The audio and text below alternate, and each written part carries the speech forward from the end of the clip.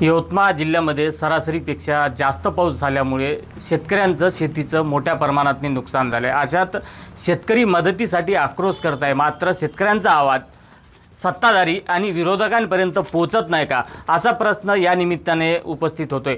माझ्यासोबत खासदार संजय देशमुख आहे, आपण त्यांच्यासोबत बोलणार आहोत। हे सरकार बैर झालं, हे सरकार आंधळं झालेलं आहे। या सरकाराला आजपर्यंत शेतकऱ्याच्या व्यथा समजून राहिल्या नाही।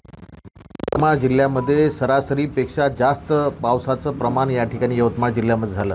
सर्वात जास्त या महाराष्ट्रामध्ये सर्वात जास्त यवतमाळ जिल्ह्यातील शेतकऱ्याचं नुकसान या ठिकाणी झालेलं आहे। 3 लाख हेक्टरच्या वर या ठिकाणी शेतकऱ्याचं प्रचंड प्रमाणात नुकसान झालेलं आहे। परंतु सरकार या ठिकाणी कोणत्याही प्रकारचा सर्वे करून किंवा त्याच्यामध्ये ओला दुष्काळ जाहीर करण्याचं काम किंवा लोकांना दिलासा देण्याचं काम करत नाही।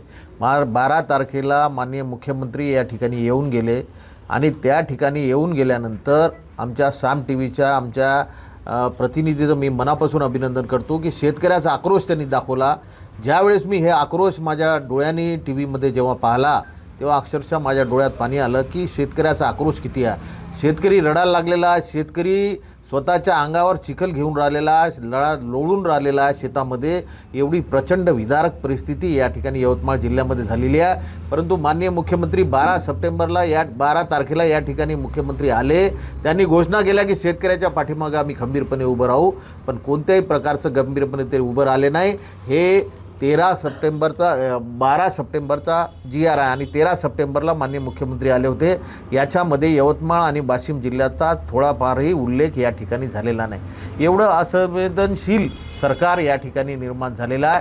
नरेंद्र मोदी साहेबांचा वाढदिवस पंधरवाडा या ठिकाणी सेवाच्या माध्यमातून करता आमच्या शेतकऱ्याच्या व्यथा त्या ठिकाणी जाणून येत नाही।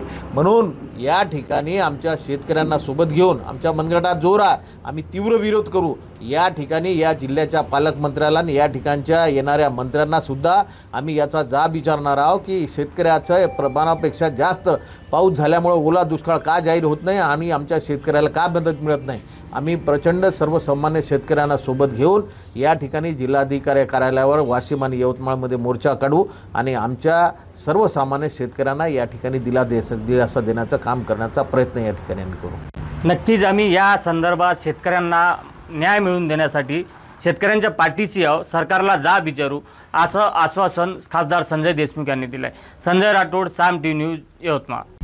आता isakal.com आहे देशातील नंबर 1 ची मराठी न्यूज वेबसाईट। प्रत्येक अपडेटसाठी isakal.com ला नक्की भेट द्या।